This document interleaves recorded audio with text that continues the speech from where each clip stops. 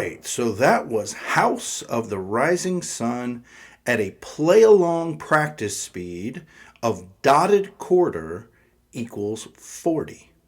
So now let me briefly go through all the chord shapes. You have an A minor, then a C, then we have a D, then we have an F, and notice this is what I call a half F. So it's not the full-blown barred F. Thank goodness, right? That one's tough. But we're playing the half F where you're barring 2 on the first fret. So that's another chord. Then it goes back to A minor, goes back to C, and then eventually you get this full E, which uses all 6 strings. And that's all the chords until the outro, where you actually get a D minor in the outro that looks like this.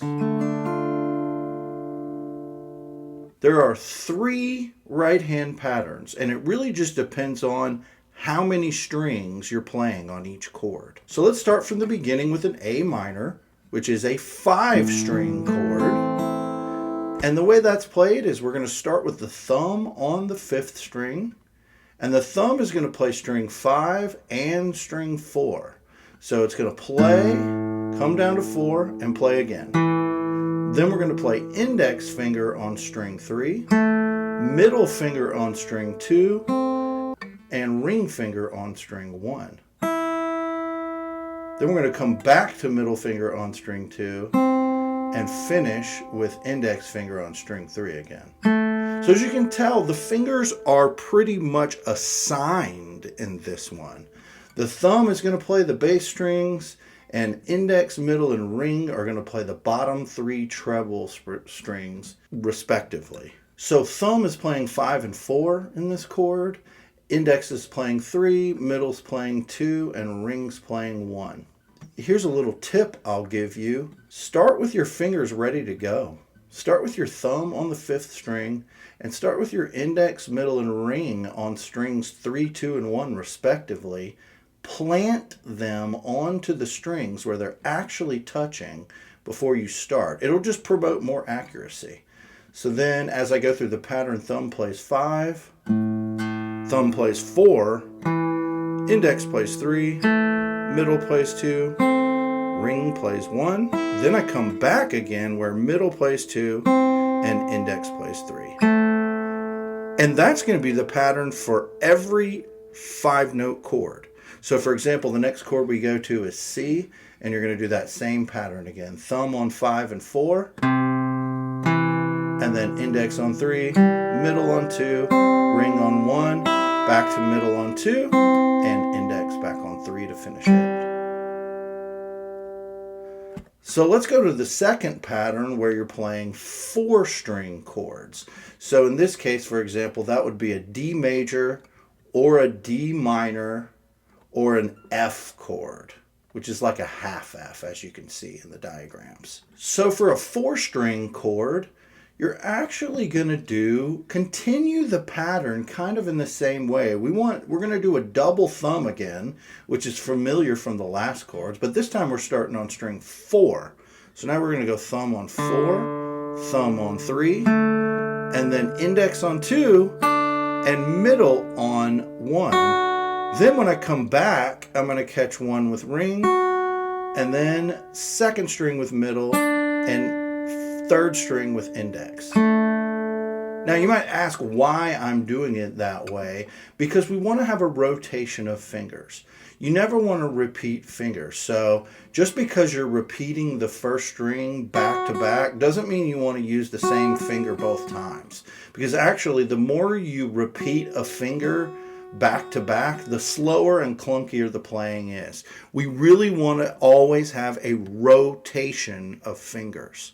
So again, the 4-string pattern is going to go thumb on 4, thumb on 3, index on 2, middle on 1. Then we shift to ring finger for the rotation I just talked about on 1st string, and then middle finger on 2nd, and index on 3rd. So let me demonstrate that all together.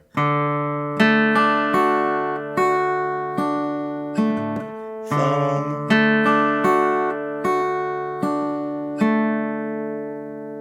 and we we have one more pattern for the only 6-string chord that we play in this song, which is the E chord. So now we go to the E chord, and our thumb's going to start all the way at the top on 6, and we're going to continue a similar pattern that we were doing before. So we're going to go thumb on 6, thumb on 5, index on 4, middle on 3, but then we're going to skip 2, and ring is going to play 1, and then we're going to go backwards where middle plays 2 and index plays 3. So one more time on that pattern, thumb plays 6, then thumb plays 5, index plays 4, middle plays 3, and then ring plays 1. We're skipping the 2nd string, remember. You can see the tab for that. And then middle plays 2, and index plays 3. So let me put it all together.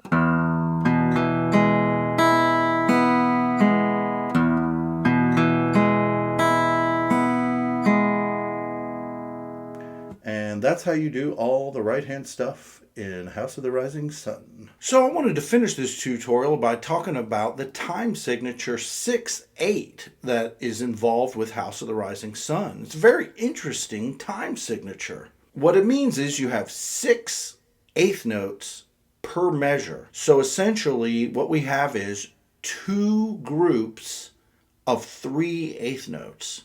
So it actually goes 1, 2, 3, 4, 5, 6, 1, 2, 3, 4, 5, 6. It swings back and forth like a pendulum.